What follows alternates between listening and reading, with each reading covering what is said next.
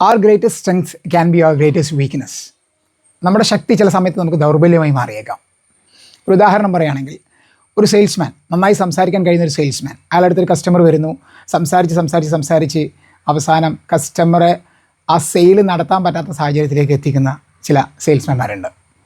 അപ്പോൾ over talking അവിടെ ഒരു വിനയായി മാറുകയാണ് ചെയ്യുന്നത്. മറിച്ച് ഒരു നല്ല സെയിൽസ് പേഴ്സൺ എന്തായിരിക്കണം? നല്ല ശ്രോതാവ് കൂടിയായിരിക്കണം. കസ്റ്റമർക്ക് പറയാനുള്ളത് കേൾക്കുകയും മനസ്സിലാക്കുകയും ചെയ്ത് അയാളുടെ കാര്യങ്ങൾക്കനുസരിച്ചുള്ള ഒരു പരിഹാരം ആ കമ്മ്യൂണിക്കേഷനിൽ നൽകാൻ ഒരു സെയിൽസ് പേഴ്സൺ കഴിയുമ്പോഴാണ് ആ സെയിൽസ് അവിടെ ഡീലായി മാറുന്നത്. അതുപോലെ തന്നെയാണ് അധ്യാപകരും. ചിലപ്പോൾ സംസാരിക്കുന്ന സമയത്ത് സംസാരിച്ച് സിലബസിനപ്പുറത്തേക്ക് സംസാരം കൊണ്ടുപോകുമ്പോൾ തീർച്ചയായിട്ടും ഔട്ട് ഓഫ് സിലബസ് കാര്യങ്ങൾ ആവശ്യമില്ല എന്നല്ല, മറിച്ച് ചിലപ്പോൾ കൃത്യസമയത്ത് കണ്ടൻറ്റ് ഉള്ളടക്കം കൃത്യമായി വിദ്യാർത്ഥികൾക്ക് ഡെലിവർ ചെയ്യാൻ പറ്റാതെ വരും. അതുകൊണ്ട് തന്നെ കമ്മ്യൂണിക്കേഷൻ സ്കില്ല് സ്ട്രെങ്ത് ആണെങ്കിലും ഓവറായി നമ്മൾ സംസാരിക്കുമ്പോൾ അത് പലപ്പോഴും നമ്മുടെ ലക്ഷ്യത്തിൽ നിന്നും അകറ്റുകയാണ് ചെയ്യുക.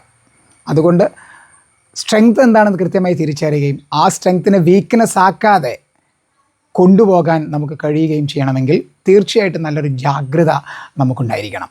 അതുപോലെ വിശ്വസിക്കുന്ന ആളുകളുണ്ട്, മറ്റു ചിലരെ പെട്ടെന്ന് വിശ്വസിക്കും, അതുവഴി ചതിക്കുഴിയിൽ പെടുകയും ചെയ്യാറുണ്ട്. ആളുകളെ വിശ്വസിക്കുക എന്നുള്ളത് നല്ലൊരു ക്വാളിറ്റിയാണ്. പക്ഷേ ആളുകളെ തിരിച്ചറിഞ്ഞ് മനസ്സിലാക്കി വിശ്വസിക്കാൻ കഴിയുമ്പോഴാണ് ആ പറയുന്ന സ്ട്രെങ്ത്തിനെ നമുക്ക് അനുഗുണമായി ഉപയോഗിക്കാൻ കഴിയുള്ളൂ. അപ്പോൾ അതുകൊണ്ട് സ്ട്രെങ്ത്തിനെ സ്ട്രെങ്താക്കി മനസ്സിലാക്കിക്കൊണ്ട് അത് ദൗർബല്യമാക്കാതെ ജീവിതത്തിൽ മുന്നേറാൻ എപ്പോഴും നമുക്ക് പരിശ്രമിക്കാം.